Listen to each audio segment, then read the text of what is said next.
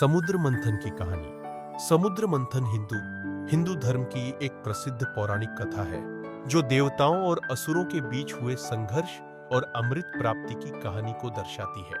यह कथा विष्णु पुराण, भगवत पुराण और महाभारत में विस्तार से वर्णित है।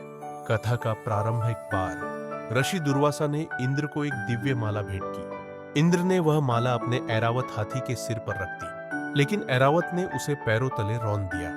यह देखकर दुर्वासा ऋषि क्रोधित हो गए और उन्होंने इंद्र तथा समस्त देवताओं को श्राप दे दिया कि वे अपनी शक्ति और ऐश्वर्य खो देंगे। इस श्राप के कारण देवता कमजोर हो गए और असुरों ने स्वर्ग पर अधिकार कर लिया। असहाय देवता भगवान विष्णु के पास गए और उनसे सहायता मांगी। समुद्र मंथन का प्रस्ताव। भगवान विष्णु ने देवताओं को सलाह दी कि वे असुरों से संधि करें और क्षीर सागर, दूध के समुद्र का मंथन करें।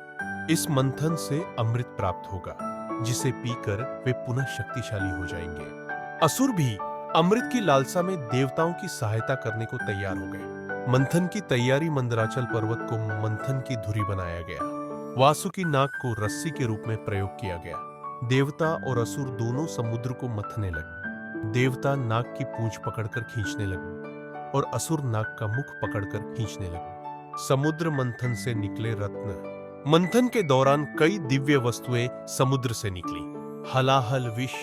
सबसे पहले समुद्र से अत्यंत विषैला हलाहल विष निकला, जिससे समस्त सृष्टि संकट में पड़ गई। भगवान शिव ने इस विष को अपने कंठ में धारण कर लिया, जिससे उनका कंठ नीला पड़ गया और वे नीलकंठ कहलाए।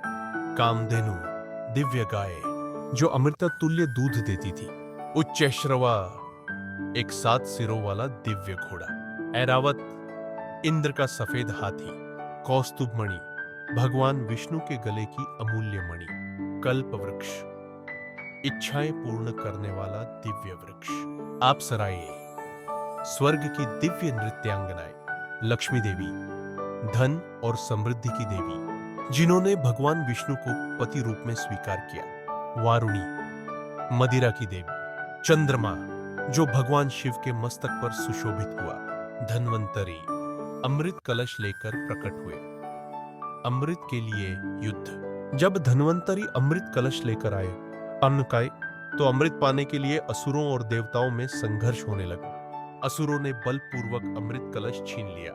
तब भगवान विष्णु ने मोहिनी रूप धारण किया और अपनी सुंदरता से असुरों को मोहित कर लिया। मोहिनी ने अमृत वितरण का प्रस्ताव रखा और चालाकी से अमृत देवताओं को पिला दिया।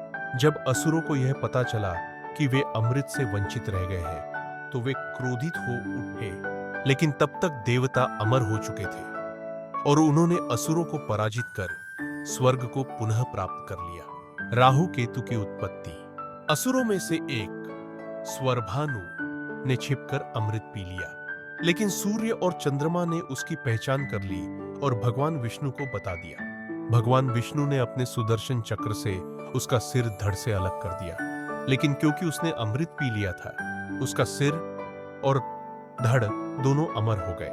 उसका सिर राहु और धड़ केतु कहलाया, जो ग्रह बन गए और सूर्य चंद्रमा से प्रतिशोध लेने के लिए समय समय पर ग्रहण लगाते हैं। कथा का संदेश। समुद्र मंथन की यह कथा संघर्ष, धैर्य, समर्पण और ईश्वरीय कृपा का प्रतीक है। यह हमें सिखाती है कि जीवन में कठिनाइयां आएंगी, लेकिन यदि हम धैर्य और संयम से काम लें, तो हमें सफलता अवश्य मिलेगी।